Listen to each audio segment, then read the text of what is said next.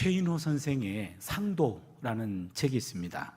그 책에 보면 박종경 대감이라는 분이 나옵니다. 박종경 대감 사랑방에는 수많은 손님들이 기숙하고 있었습니다. 어느 날 박 대감이 사랑방에 건너옵니다. 그리고는 질문합니다. 숭례문을 드나드는 사람이 하루에 몇 명이나 될까요? 숭례문은 오늘의 남대문을 말합니다. 하루에 줄잡아 5,000명에서 7,000명 정도가 드나들기 때문에 누구도 정답을 말하지 못했습니다. 그런데 채연이라는 등장인물이 나오는데 채연은 2명이라고 말합니다. 어떻게 2명이요? 그랬더니 출입하는 사람이 아무리 많다 손 치더라도 모든 사람들은 대감을 중심으로 대감에게 이로운 사람 이씨 한 사람, 대감에게 해로운 사람 해씨 한 사람, 그렇게 얘기한 겁니다. 머릿수를 묻는 질문이었던 것 같은데 성격으로 답변을 했습니다. 곰곰이 생각해 보니까 일리는 있습니다. 모든 사람들은 결국 그가 속한 모임에서 이씨 아니면 해씨로 기억이 될 겁니다. 그분은 아마 이로운 사람일 거야, 그분은 좀 해씨에 가깝지, 그렇게 구분될 겁니다. 누구나 이씨로 살기를 원하지 해씨로 살기 원하는 해맑은 영혼들은 없겠죠. 그러면 어떻게 사는 것이 이씨의 삶을 사는 것인가? 우린 그것을 오늘 시편에서 답을 찾고자 합니다. 시편 1편은 복 있는 사람은 그렇게 시작합니다. 이 복이라는 단어, 히브리어로 가장 많이 쓰는 단어가 바로흐 아시레입니다. 바로흐 아시레. 이번에 히브리어 많이 듣죠. 바로흐하고 아시레라는 말인데, 바로흐라는 말은 우리말로 옮기면 축복이란 뜻입니다. 바로흐라는 말은 영어로 고치면 blessing이란 말입니다. God bless you 할 때 bless, 바로흐란 말입니다. 바로흐라는 말은 주어지는 것을 강조합니다. 바로흐라는 말은 무조건적으로 주어짐을 의미합니다. 복받을 행동을 한 게 없는데 늘 복받는 얄미운 인간들 있잖아요. 그거예요. 그냥 무조건적으로 주어지는 것, 그게 바로흐의 축복입니다. 미국 대통령이었던 버락 오바마, 바락 어근이 같습니다. 그래서 블레싱 오바마, 축복 오바마, 그런 뜻입니다. 그런데 1편의 복이란 단어는 바로흐가 아니라 아시레입니다. 아시레이라는 말은 우리말로 고치면 행복입니다. 영어로 고치면 해피니스가 됩니다. 바로흐는 주어지는 것을 강조하는데 아시레는 누리는 것을 강조합니다. 누리는 겁니다. 바로흐는 무조건적으로 주어지는 반면 아시레는 조건적으로 누리는 겁니다. 특정한 행동을 했을 경우에 하늘로부터 주어지는 것을 누리는 것. 전도서 6장 2절을 보시면 어떤 사람은 그의 영혼이 바라는 모든 소원에 부족함이 없어 재물과 부여와 존귀를 하나님께 받았으나 하나님께서 그가 그것을 누리도록 허락하지 아니하셨으므로 다른 사람이 누리나니 이것도 헛되어 악한 병이로다. 하나님으로부터 재물과 부여와 존귀를 받았습니다. 바로흐의 축복입니다. 그런데 하나님께서 그가 그것을 누리도록 허락하지는 아니하셨습니다. 그래서 다른 사람이 누립니다. 분명히 내 건데 내가 누리지 못하고 남이 누립니다. 전도자는 그래서 헛된 것이고 악한 병이다, 그렇게 얘기합니다. 그렇다면 바로흐의 축복도 중요하지만 아시레의 행복이 더 중요하겠죠. 가지고 있는 것이 많든 적든 내가 누릴 수 있다, 그게 바로 행복이란 얘기입니다.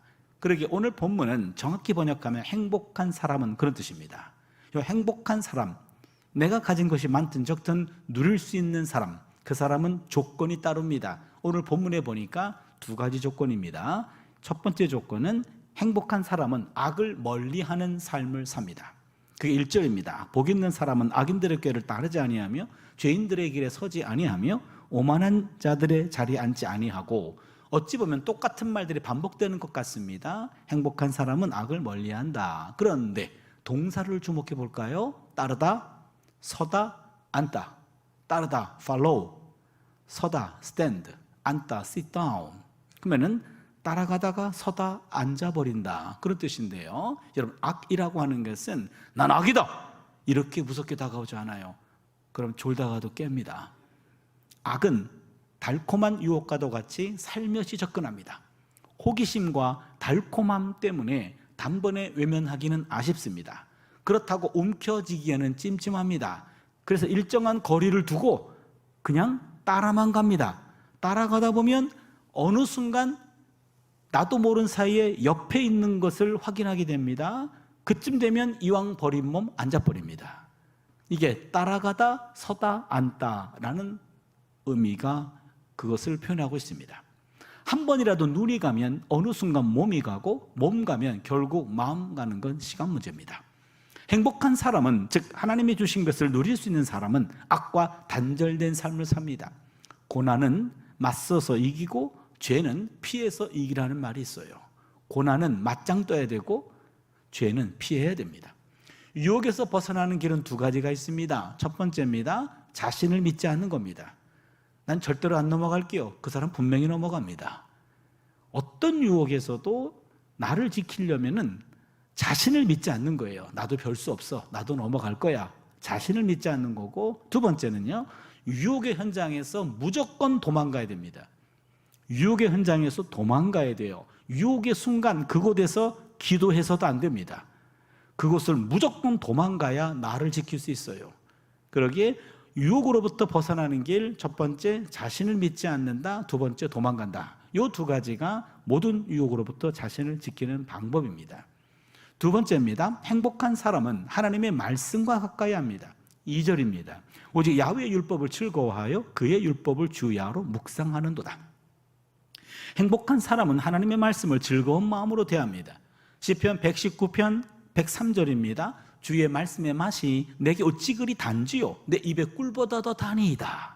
하나님 말씀이 달게 느껴질 때가 있죠. 그건 내 영적으로 건강할 때입니다.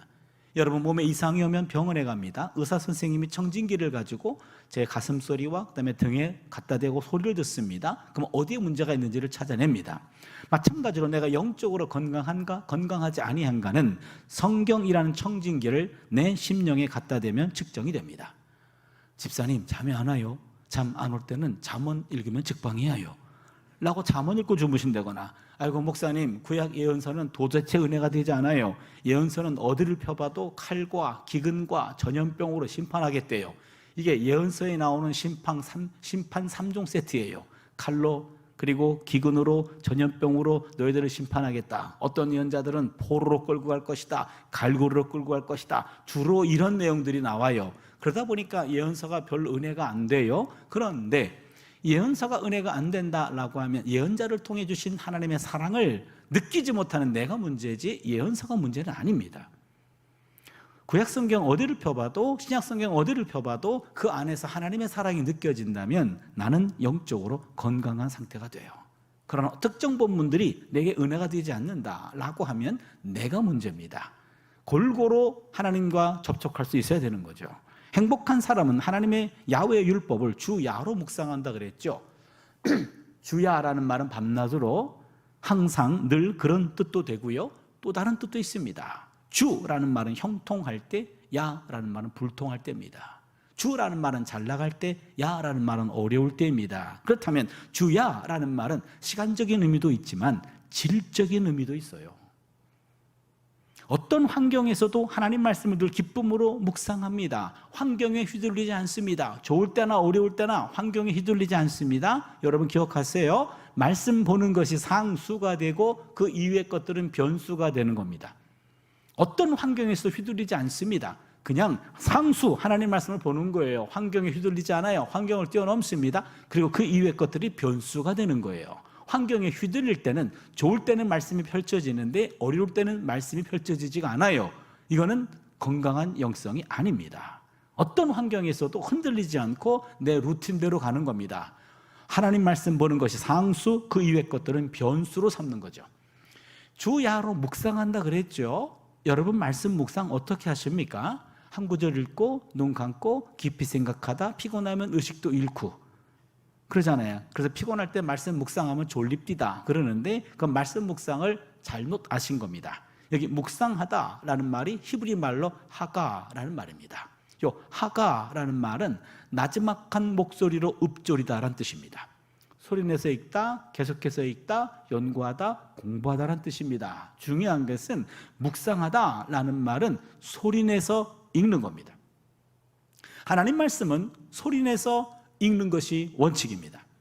랍비들은 기도보다 성경 묵상이 가장 높은 형태의 예배라고 가르치고 있습니다.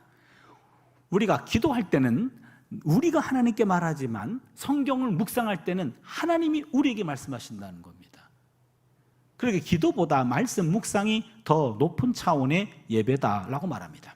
종교개혁자 마틴 루터는 장성한 어른이고 박사고 교수인데 성경을 읽을 때만큼은 또박또박 소리내서 읽는다라고 얘기했어요.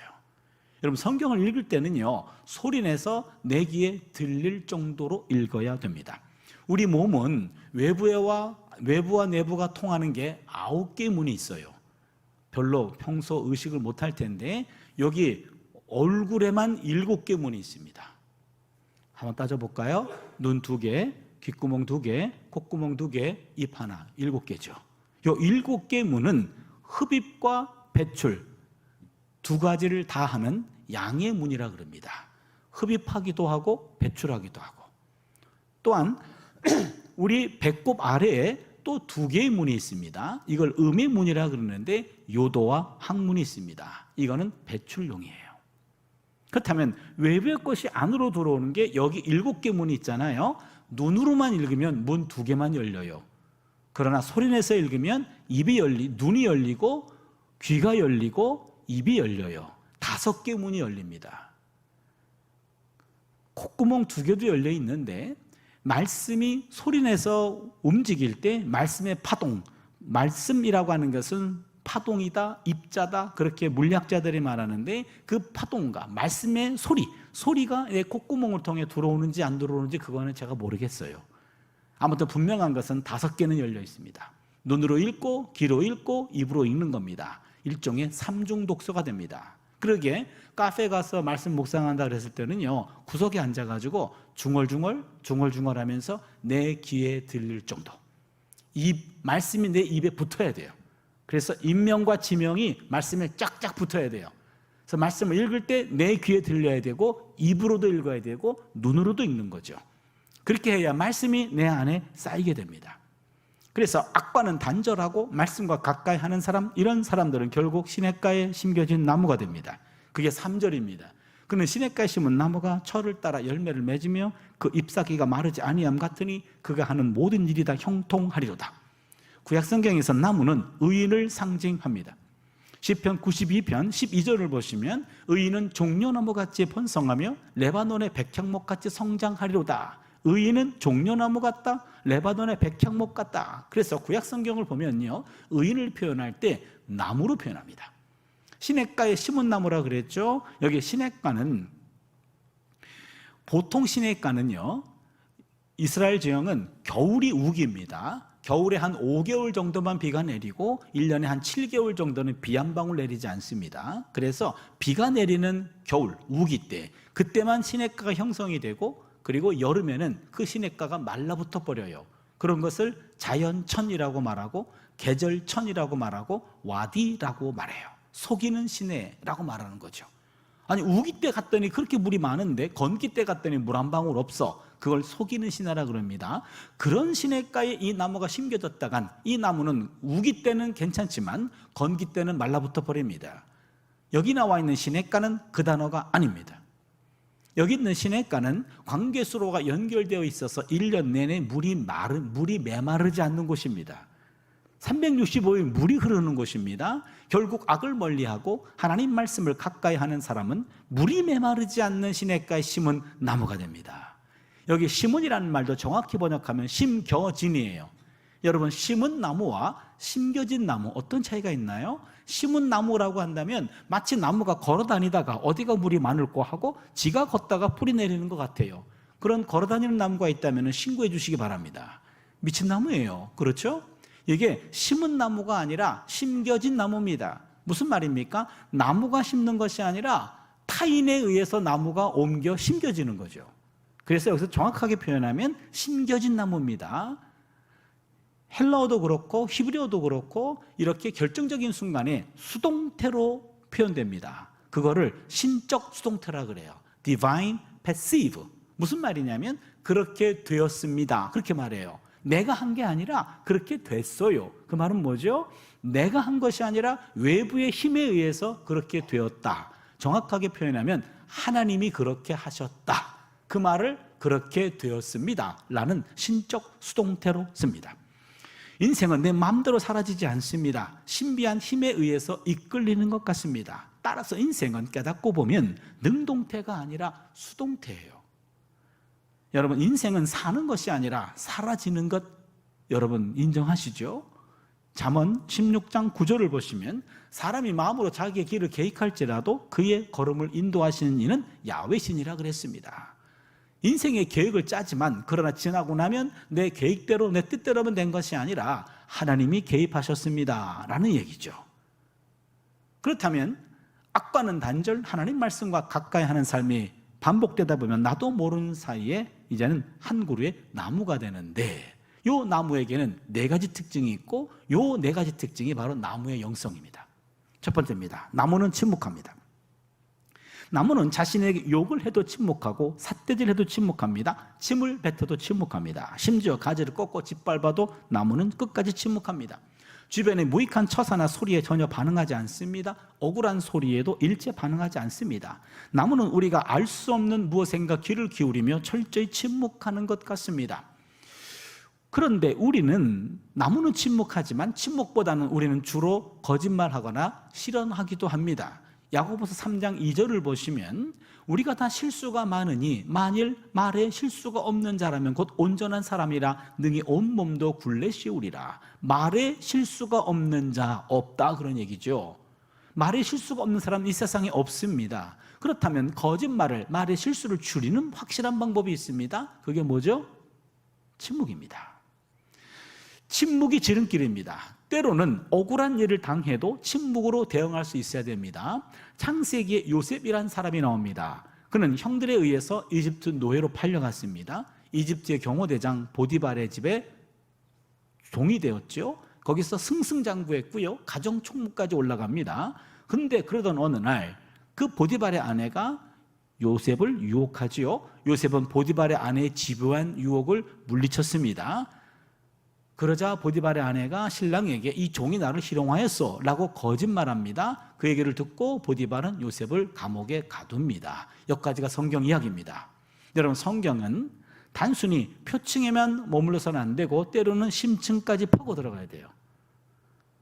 이 본문의 원래 의미가 무엇인지 조금 파고 들어가겠습니다. 이집트 문화를 보면 압니다.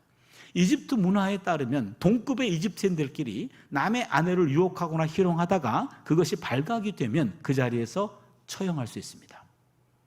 동급의 이집트인들끼리입니다. 현재 상황은 요셉은 동급이 아니에요. 종입니다. 종이 주인님의 사모님을 희롱했다.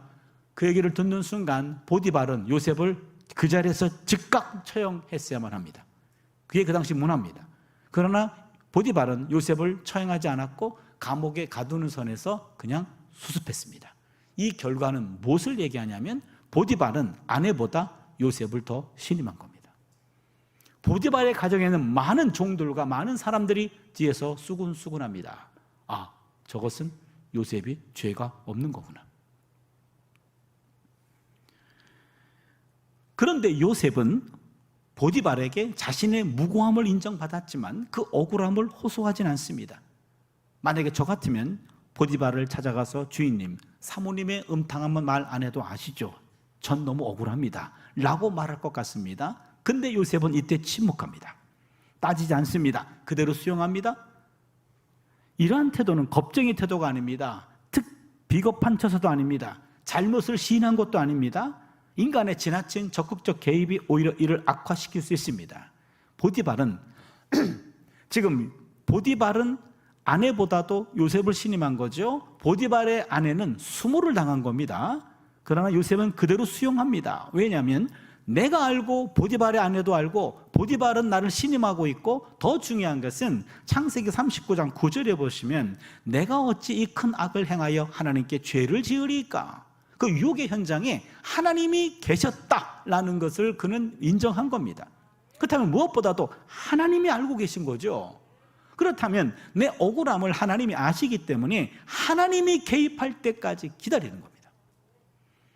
하나님이 개입하시면 한 방에 끝날 텐데 내가 잘못 나섰다가는 일이 더 꼬일 수가 있는 거죠. 그래서 하나님에 대한 절대 믿음이 있었기 때문에 요셉은 침묵으로 대응할 수가 있었던 겁니다. 얼음 공장 위에서, 톱밥 위에서 일하던 노동자가 있었어요. 거기서 열심히 일하다가 손목시계를 톱밥 속에 빠뜨렸습니다. 손목시계를 찾으려고 여기저기 파헤쳤지만 찾지를 못했습니다. 점심시간이 됐습니다. 식사하러 갔습니다. 식사하고 돌아왔습니다. 그랬더니 동네 꼬마 녀석이 그 손목시계를 찾아가지고 손에 들고 있어요. 야, 너 그거 어떻게 찾았어? 라고 물어봤더니 동네 꼬마가 하는 말이 그냥 톱밥 위에 가만히 앉아 있었더니 치칵 치칵 치칵 치칵 소리가 들리길래 손을 집어넣었더니 이게 나오던데요. 그런 겁니다. 그럼 그 주인은 그거 왜 못 찾았죠? 이거 어디 갔지? 어디 갔지? 어디 갔지? 하면서 지 소리가 너무 커서 그 소리를 못 들었던 겁니다. 잡음이 사라져야 원음이 들립니다. 진정으로 들어야 될 참소리는 침묵을 통하여 들려옵니다. 하나님의 임재 속으로 들어가는 패스워드는 침묵입니다. 침묵은 하나님께서 거하시는 성소입니다. 하나님께서는 모든 것들 가운데 계시지만 우리의 마음과 입술이 침묵하지 않는다면 우리는 결코 그분의 음성을 들을 수 없습니다. 한 지혜자는 이 점을 일찍이 깨닫고 이렇게 우리에게 권면합니다. 전도서 5장 1절 2절입니다. 너는 하나님의 집에 들어갈 때 내 발을 삼갈지어다. 가까이 하여 말씀을 듣는 것이 우매한 자들이 재물 드리는 것보다 나으니 그들은 악을 행하면서도 깨닫지 못함이니라. 너는 하나님 앞에서 함부로 입을 열지 말며 급한 마음으로 말을 내지 말라. 하나님은 하늘에 계시고 너는 땅에 있음이니라. 그런즉 마땅히 말을 적게 할 것이라. 하나님 앞에서는 말 많은 것보다 말 적게 하는 것이 더 경건한 태도입니다. 침묵해야 하나님 음성 들을 수 있습니다. 하나님의 때가 이를 때까지 때로는 침묵으로 인내하는 삶을 살 수 있기를 바랍니다. 두 번째입니다. 나무는 성장합니다. 나무는 침묵하며 아무 일도 안 하는 것처럼 보입니다. 그러나 나무는요, 뿌리를 깊이 내리고 양분과 수분을 찾아서 열심히 땅 파고 있습니다. 나무의 잎은 낮에는 위치를 끊임없이 바꿔가면서 햇빛을 받아들이고 있습니다. 한 뼘의 햇빛도 놓치지 않으려고 끊임없이 움직이고 있습니다. 밤이 되면 우리는 쉬지요. 나무는 쉬지 않습니다. 밤이 돼도 대기 중에 이산화탄소를 바쁘게 흡수하고 산소를 뿜어내고 있습니다. 일명 탄소동화작용을 하고 있습니다. 나무는 끊임없이 물을 빨아들이고 대지에서 영양을 흡수하고 대기의 흐름과 햇빛과 운모와 바람을 받아들여서 성장하고 있습니다. 하잘것 없어 보이는 주변의 모든 것들 속에서 자신에게 필요한 것들을 찾아서 열심히 일하고 있습니다. 아마도 나무가 자기 일이 너무나 분주한 나머지 시시한 인간들의 간섭에는 일일이 대꾸하지 않는지 모르겠습니다.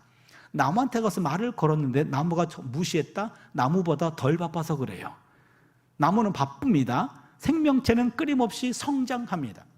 누가복음 2장 52절을 보시면 예수는 지혜와 키가 자라가며 하나님과 사람에게 더욱 사랑스러워 가시더라.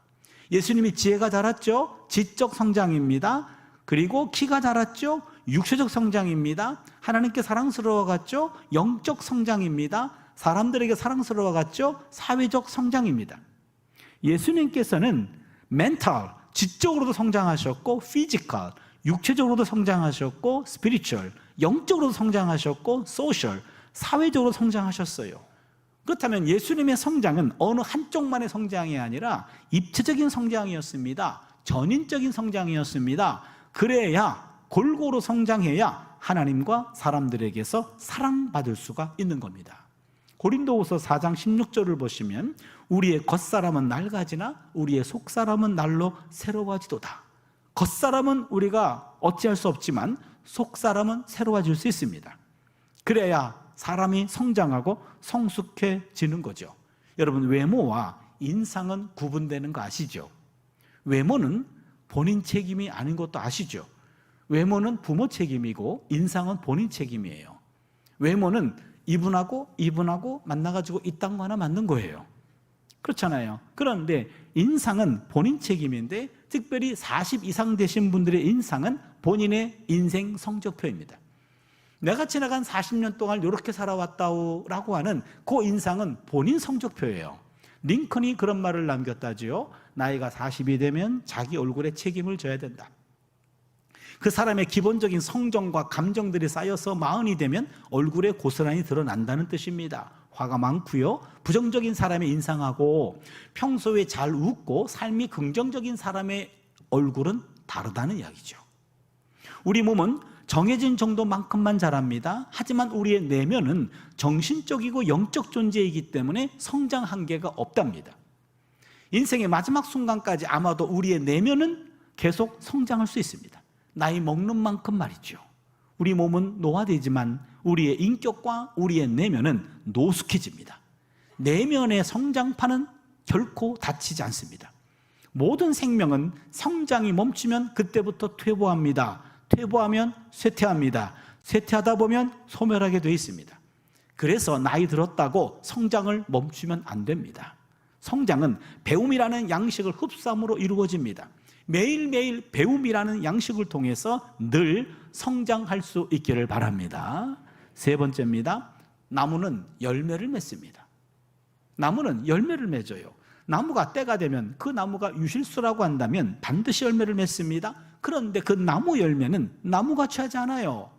이건 내가 뼈 빠지게 내가 만든 거예요 하고 자기 열매를 따먹는 나무가 있다면 그 나무도 신고해 주시기 바랍니다. 미친 나무예요. 나무의 열매는 남이 취합니다. 사실 나무는 자신의 모든 것을 남에게 줍니다. 나무의 열매는 인간에게 생명을 공급하지요. 나무의 줄기와 껍질에서 섬유가 나와서 사람의 몸을 감싸는 옷을 만들어 줍니다. 나무의 제목으로는 연장과 무기를 만들어 집을 짓는 데 사용하지요. 나무의 땔감과 숯으로 불을 일으켜서 난방을 합니다. 식물을 굽거나 삶아서 조리를 하게 해줍니다. 게다가 나무의 불은 한밤중에 암흑으로부터 인간들을 보호해 주기도 합니다. 나무의 잎과 나무의 열매와 나무의 뿌리는 약이 되어주기도 하지요. 나무의 모두는 다 나무를 위한 겁니다. 잎부터 뿌리까지 all mine to give, 내게 있는 모든 것들을 다 남에게 주는 것, 그게 나무입니다. 자신에게 있는 모든 것들을 남에게 줍니다. 여러분, 사과가 6개가 있어요. 1개 먹었습니다. 몇 개가 남았죠? 이쪽 거 먹으니까 힘들죠? 이쪽 거 먹을게요. 몇 개 남았죠? 5개. 2개를 나무를 줬어요. 몇 개가 남았죠? 3개죠. 여러분, 정상입니다. 어떤 분들은 그래요. 아, 목사님, 1개 남았습니다. 왜요? 그랬더니 내가 인생을 살아보니까 먹는 게 남는 겁디다. 이런 분이 있어요. 자기가 먹은 사과 1개가 남았대. 물론 틀린 말은 아닙니다. 잠시 남은 건 맞아요. 그러나 영원히 남진 않아요. 그럼 영원히 남는 거 쌓아둔 3개가 영원히 남을까요? 쌓아둔 3개요. 결국 먹어서 없어지든지 쌓아두었다가 썩어서 버리든지. 그러면 3개도 남는 게 아니네요. 그럼 영원히 남는 건 뭘까요?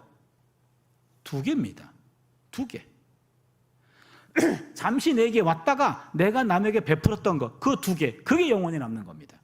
내가 먹는 게 남는 것 아니고요, 쌓아둔 건 남는 거 아니고요, 잠시 내게 왔다가 내가 남에게 나누었던 것, 내가 구제했던 것, 내가 플로잉했던 것, 내가 했던 구제, 선교, 이런 것들이 그게 열매예요. 보네퍼라는 유명한 신학자가 있죠. 이 디트리히 보네퍼라는 독일의 신학자인데, 이분이 예수에 대해서 이렇게 정의했습니다. 예수는 타자를 위한 존재다. Being for others. 아주 유명한 이분의 기독론입니다.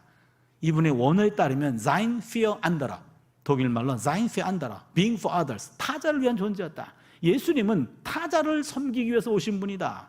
아주 유명한 기독론입니다.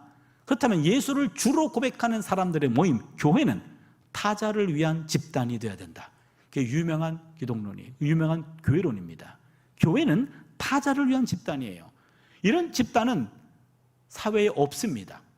여러분, 생각해 보세요. 모든 모임은 회원들이 시간을 모아요, 몸을 모아요, 물질을 모아요. 거기서 모아진 재화를 가지고 회원들의 이익을 도모합니다. 교회는 물질을 모아요, 시간을 모아요, 몸을 모아요. 여기서 모아진 재화를 가지고 교회 다니지 않는 사람들을 어떻게 섬길 것인지 그거를 꾀합니다. 교회는 자기 멤버가 아닌 다른 사람들의 유익을 위해 존재하는 유일한 사회 집단이 교회입니다. 교회는 우리만을 위해 존재하지 않습니다. 교회는 우리 교인이 아닌 주변 사람들, 그런 사람들을 어떻게 도와줄 것인가, 어떻게 섬길 것인가, 이거를 꾀하는 것, 아주 독특한 공동체, 그게 바로 교회라고 하는 거죠. 바로 그겁니다. 내가 취한 것 아니라 나를 통해 남이 유익 볼 때 그게 열매라는 거죠. 제가 지금 학교를 32년째 다니고 있는데요. 점심때가 되면 학생들한테 야, 너네 오늘 점심 어떡하니? 그러면 학식 가요? 그래요. 학식은 학교 식당의 준말이죠. 그렇죠? 의미는 두 가지입니다. 첫 번째, 싸다. 두 번째, 맛없다. 학생들도 웬만하면 학식 안 먹으려고 그래요. 맛없고 싸지만 맛없죠. 그들도 외식하려고 그러는데, 그럼 제가 그럽니다. 야, 너네들은 학식 4년 먹으면 졸업하지. 나는 평생 먹거든. 교직원 식당 같은 찐밥이에요. 반찬 한두 개 더 있어요. 값은 또 비싸요. 그래서 교수들도 학식에 질려가지고 어느 날은 야, 오늘은 정말 학식 싫은데 좀 외식 가고 싶은데 아무리 기다려도 가자는 사람은 없고 내가 가자 그러긴 좀 부담되고 그래서 혼자 외식 갈 때가 있어요. 학교 주변 식당에 혼자 들어갔는데 이게 웬일입니까? 혼자 오신 교수님이 7, 8명이야. 그러면 사장님이 같이 앉으라 그래요. 어떻게 하면 같이 앉아야죠? 앉아서 밥은 먹는데 표정 관리에 들어가야 돼요. 이거 누가 계산하냐 말이에요. 그럼 평소보다 먹는 속도가 느려집니다. 천천히 먹습니다. 근데 남은 더 천천히 먹어요. 다 먹었어요. 그럼 어떡합니까? 반찬 먹고 물 먹고 버티게 들어갑니다. 맛있는데 오늘은 또 물 먹고 괜히 말이 많아지고 그러는데 그때 반찬 먹고 물 먹고 버티기에 들어간 7, 8명의 박사보다도 일어나가지고 밥을 사는 사람, 우린 그 사람을 밥사라고 얘기해요. 밥사가 박사보다 훌륭한 거예요. 그때 일어나가지고 빨리 밥을 한번 쏘는 거. 그때 차 교수님이 쐈던 것은 싼 밥이잖아요. 그렇게 말하는 사람이 이상한 사람이에요. 쌌다는 기록이 중요하지 얼마짜리 것까지 기억하면 그 사람 쫀쫀한 사람이에요. 그런 기회가 있을 때 일어나가지고 밥을 한번 쏘는 것, 바로 그게 열매예요. 그게 열매입니다. 예수님께서 잎만 무성한 무화과나무 옆을 지나가시다가 저주하신 적이 있어요. 시장하셨어요. 잎이 무성했습니다. 열매가 많아야 됩니다. 열매가 없었습니다. 그 잎만 무성한 무화과나무는 저주받아요. 저는 그 현상을 보면서 이게 혹시 내 모습은 아닐까? 나름대로 열심히 살고 있지만 잎만 무성하지 정말 필요한 열매가 하나도 없다면 잎만 무성한 저주받은 무화과나무 인생은 아닐까? 남에게 나누고 베푼 열매가 없다면 잎만 무성한 무화과나무가 될 수밖에 없어요. 베푸는 건 기술이에요. 그러므로 연습이 필요합니다. 다른 사람과 나누지 않는다면 내가 가지고 있는 물질과 정서적 소유물들은 아무런 소용이 없습니다. 인생은 쌓아둔 것이 아니라 남에게 베푼 열매로 평가가 됩니다. 열매 있는 인생을 살아갈 수 있기를 바랍니다. 마지막 4번째입니다. 나무는 그늘이 되어줍니다. 나무는 침묵하며 성장하고 그리고 열매를 맺으며 그늘이 되어줘요. 나무는 한여름 떼약볕을 피하는 그늘이 되고 안식처가 됩니다. 뜻밖의 소나기를 만난 사람이 잠시 쉬어가는 쉼터가 되어주곤 합니다. 구약성경에서 가장 지혜로운 왕으로 유명한 사람이 있죠? 누구죠? 지혜로 유명하신 분? 왕? 솔로몬이죠. 여러분 솔로몬이 기브온산당에서 1000번제를 드린 적이 있습니다. 여러분 솔로몬이 기브온산당 1000번제는 기브온산당은 예루살렘에서 8km가 떨어진 곳입니다. 그러게 그 8km 떨어진 것을 매일매일 한 마리씩 가지고 왔다 갔다 한 것이 아니라 1000마리 완샷 한꺼번에 드린 거예요. 기브온산당에서 1000번제는 1000번제입니다. 번제가 태울 번자예요. 1000마리 완샷 한꺼번에 태워드렸습니다. 오늘날 교회에서 1000번제 헌금하는 교회들이 있잖아요. 그것은 1000마리를 한꺼번에 드리면 부담이 되니까 하루에 한 마리씩 나누어 드리세요 라는 목회적 차원에서의 배려고, 바쁘신 솔로몬 씨는 기브온산당 가가지고 1000마리 완샷 한꺼번에 태워드렸고요. 그날 밤 그곳에 기숙했고 밤에 꿈에 하나님 나타나셨습니다. 하나님 기뻐하셨고 내가 내게 뭘 해주길 원하니? 라고 소원을 물었습니다. 그때 솔로몬이 뭘 요구했죠? 지혜. 그렇게 알고 있죠. 왕상 3장 9절 성경 다시 봅니다. 누가 주의 이 많은 백성을 재판할 수 있사오리까? 듣는 마음을 종에게 주사 주의 백성을 재판하여 선악을 분별하게 하옵소서. 여기 보세요. 듣는 마음으로 나와 있어요.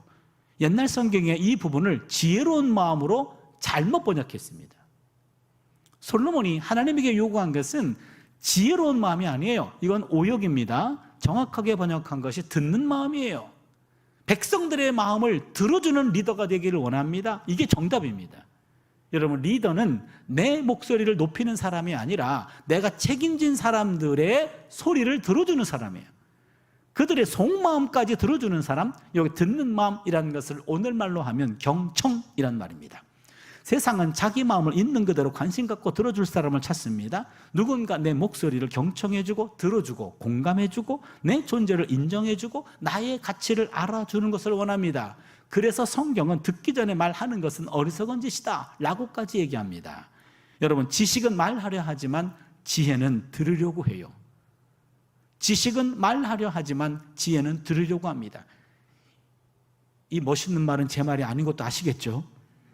제가 책을 읽다가 우연히 이 글귀를 발견해가지고 제가 적어왔어요. 지식은 말하려 하지만 지혜는 들으려고 해요.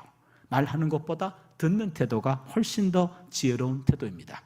워런 버핏이라고 하는 미국의 투자회사 회장, 아주 유명하신 분이죠. 엄청난 부호입니다. 아마 세계 넘버원인 것 같아요. 근데 엄청나게 많이 기부도 했어요. 현재 66조까지 기부를 했습니다. 이 워런 버핏 회장한테 이코노미 기자가 와가지고 인터뷰를 정했고요. 이 회장에게 물었습니다. 회장님, 인생의 성공이란 어떻게 정의하십니까? 기자가 기대하는 대답은 인생의 성공이란 열심히 일해가지고 돈을 많이 벌고 그 많이 번 돈을 좋은 곳에 많이 기부하는 것, 도네이션 하는 것, 그것이 성공입니다 라고 말할 줄 알았습니다. 워런 버핏의 뜻밖의 대답, 인생의 성공이란 나이가 들면 들수록 내 주변에 젊은이들이 많아지는 게 성공입니다 그랬어요. 저는 이 말이 공감이 돼요. 인생의 성공이란 나이 들면 들수록 나보다 젊은 사람들이 내 주변에 많아지는 것, 그게 성공입니다. 무슨 얘기입니까? 젊은이들의 이야기를 잘 들어줄 사람으로 인정받는 것, 그게 성공이라는 얘기입니다. 나이가 들면 젊은 사람에게 자신의 경험을 나누어 주고 싶어 합니다. 그래서 그 유명한 라떼를 쏘는 거예요. 그렇잖아요. 저는 그래서 라떼를 안 먹습니다. 저는 아메리카노만 먹어요. 젊은 사람만 보면 나이 든 사람 말이 많아져요. 그러나 말이 많은 사람에게 사람 붙지 않습니다. 그래서 나이 들면 입은 잠그고 지갑은 열라는 말이 있죠. 그렇죠? 근데 나이 많은 사람들은요, 지갑 두고 나와요. 입만 가지고 나와요. 그러니 식사 대접 받았다고 또 밥값 해단다고 말이 많아져요. 그러면 그 젊은 사람은 2번 털려요. 밥값 털리고 말 털려요. 그럼 다시는 그 사람 안 만납니다. 그렇잖아요. 그리고 여러분, 젊은 사람 만날 때는요, 입은 잠궈야 돼요. 지갑만 챙겨야 돼요. 밥 한번 쏘고 왜 만나자고 했는지 그 얘기를 들어주는 겁니다. 그게 어른이에요. 여러분, 사람은 나이에 따라 호칭이 달라집니다. 영아, 유아, 청소년, 청년, 장년, 여기까지는 다른 용어가 없어요. 어떤 대학을 들어갔다, 그냥 청년이에요. 어떤 직장을 다닌다, 그냥 장년이에요. 그런데 맨 마지막에 호칭이 갈립니다. 노인 아니면 어른으로 갈립니다. 노인은 그저 늙은 사람입니다. 어른은 존경받는 사람이에요. 노인은 고집을 피워요. 어른은 상대를 이해하려고 노력해요. 노인은 상대를 지배하려고 합니다. 어른은 상대를 배려합니다. 노인은 나이가 어리면 무조건 하대해요. 어른은 나이가 어린 사람도 존중합니다. 노인은 받기만 좋아합니다. 어른은 베풀기를 더 좋아합니다. 노인은 더 이상 배울 게 없다고 생각하고 본인이 최고라고 생각합니다. 어른은 끝까지 배워야 한다고 생각을 합니다. 본인의 부모가 점점 나이 들수록 점점 노인이 돼가 뭔가를 갖다 드리면, 뭔가를 사드리면, 야, 아무개 권사들은 더 비싼 거 갖다 주더라, 야, 요 따위로 얘기하셔. 점점 이기적이야. 본인만 챙겨. 아주 건강해져요. 오래 살아요. 그러면은 자녀들이 괴로워진대요. 여러분, 예수님은 생물학적으로는 30대였지만 예수님은 진정한 어른이었습니다. 마태복음 11장 28절을 보시면 수고하고 무거운 짐진 자들아 다 내게로 오라. 내가 너희를 쉬게 하리라. 여러분 보세요. 예수님 말씀하십니다. 다 내게로 오라. 내가 너희를 쉬게 하리라. 무슨 얘기입니까? 노인은, 그러니까 상대를 쉬게 하면 어른이고 본인이 쉬려고 하면 노인이에요. 상대를 편하게 하면 어른이고 본인이 편하려고 하면 노인입니다. 여러분, 노인은 나이가 들어 노인 되는 것 아니고요, 젊어서부터 이기적이고 자기 것만 챙겼습니다. 자연스럽게 나이가 들어 노인이 된 겁니다. 어른은 나이가 들어 어른 되는 게 아니에요. 젊어서부터 남을 더 많이 배려했어요. 베풀기를 더 좋아했습니다. 나이가 들어 자연스럽게 어른이 된 겁니다. 지금 우리는 노인의 길로 가고 있습니까? 어른의 길로 가고 있습니까? 말이 많으면 노인이고요, 말 없이 잘 들어주면 어른이에요. 그러게 노인은 고목이라고 표현되고요, 어른은 거목이라고 얘기를 합니다. 해씨가 아니라 이씨가 되는 삶, 행복한 나무가 되는 삶, 이런 삶은 먼저 악과는 멀리하죠. 동시에 하나님 말씀과는 가까이 합니다. 어찌 보면 우리네 인생은 너무나 단순해요. 악과 전쟁, 말씀과 평화예요. 여러분이 새벽 시간에 이렇게 나와 계신 분들은요, 여러분 인생 잘 살고 계신 겁니다. 잘못된 것들과는 전쟁, 하나님 말씀과는 평화, 말씀이 있는 특별 집회에 여러분 오신 분들은요, 말씀과 평화를 이루는 삶을 지금 실천하고 있는 겁니다. 어찌 보면 우리네 인생은 단순해요. 악과는 전쟁, 말씀과 평화, 이런 삶이 반복되다 보면 나도 모르는 사이에 내 삶의 중심이 시냇가에 옮겨 심어진 나무가 됩니다. 시냇가에 옮겨 심어진 나무는 첫 번째, 사소한 일이라는 침묵합니다. 두 번째, 성실하게 매일매일 순간순간 성장합니다. 세 번째, 남에게 유익을 제공하는 열매를 맺습니다. 네 번째, 지치고 힘든 사람들에게 언제나 그늘이 되어줍니다. 배고플 때 찾아가면 열매를 내어주고, 지치고 힘들 때는 넓게 자란 가지와 잎들로 그늘이 되어주고, 그루터기에 앉을 자리를 내어주는 나무 같은 사람. 언제 어디서든 만나 작은 일상을 이야기할 수 있고, 너무도 평범해서 같이 있어도 함께 있는 줄을 모르는 나무 같은 사람, 이런 나무 같은 목회자, 이런 나무 같은 교회 되시기를 바랍니다. 톨스토이는 인간의 양심은 하나님의 목소리라고 표현한 적이 있어요. 인간의 양심은 하나님의 목소리랍니다.